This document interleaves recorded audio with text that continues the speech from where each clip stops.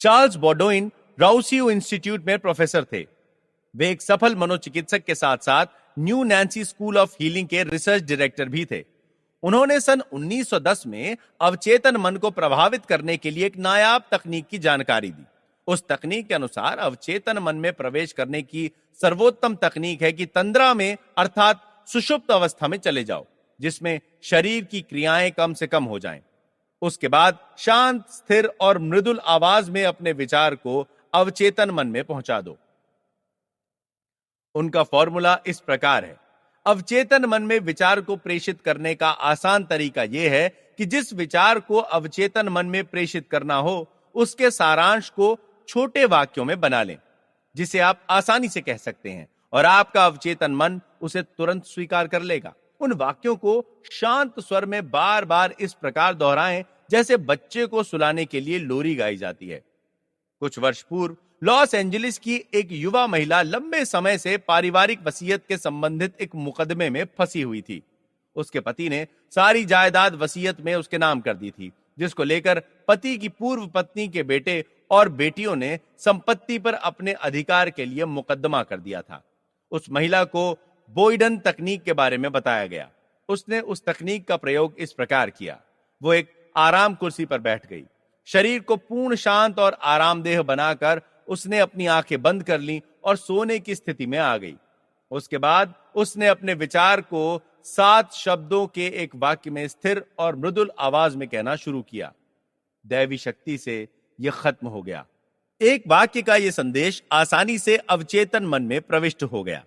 इन शब्दों का महिला के लिए महत्व का अर्थ था उसके अवचेतन मन के नियमों के माध्यम से असीमित ज्ञान सामंजस्य के सिद्धांत के अनुकूल सामंजस्यपूर्ण स्थिति बना देना। उसने इस तकनीक को 10 दिनों तक सोते समय दोहराया। रात को सोने से पूर्व वो आहिस्ता से शांत स्वर में पूरी निष्ठा के साथ बार बार दोहराती, दैवी शक्ति से यह खत्म हो गया है। उसके बाद वो शांत होकर संतोष के साथ गहरी नींद में सो जाती। 10 रातों को संदेश दोहराने के बाद 11वें दिन जब वो सुबह उठी तो उसे विश्वास हो गया कि वो मुकदमा खत्म हो गया है। उसी दिन उसके वकील का टेलीफोन आ गया। उसने बताया कि दूसरी पार्टी समझौते के लिए राजी हो गई है। बाद में सामंजस्यपूर्ण समझौता हो गया। मुकदमा वापस ले लिया गया। सोने की मुद्रा में या तंद्रा की स्थिति में प्रयास कम करना पड़ता है। अवचेतन मन नींद के समय बहुत शांत हो जाता है। इसका कारण यह है कि नींद से पूर्व और नींद के फौरन बाद अवचेतन मन से बड़े पैमाने पर विचार निकल जाते हैं और वो खाली हो जाता है। ऐसे में नकारात्मक विचार अवचेतन मन में नहीं रहते, जो अपनी इच्छाओं को स्वीकार करने में बाधा पहुंचाते हैं। मान लीजिए कि आप अपनी किसी बुरी आदत से छुटकारा पाना चाहते हैं। इसके लिए आप एक आरामदेह अवस्था में बैठ जाएं या लेट जाएं। शरीर को शांत और शिथिल कर लें।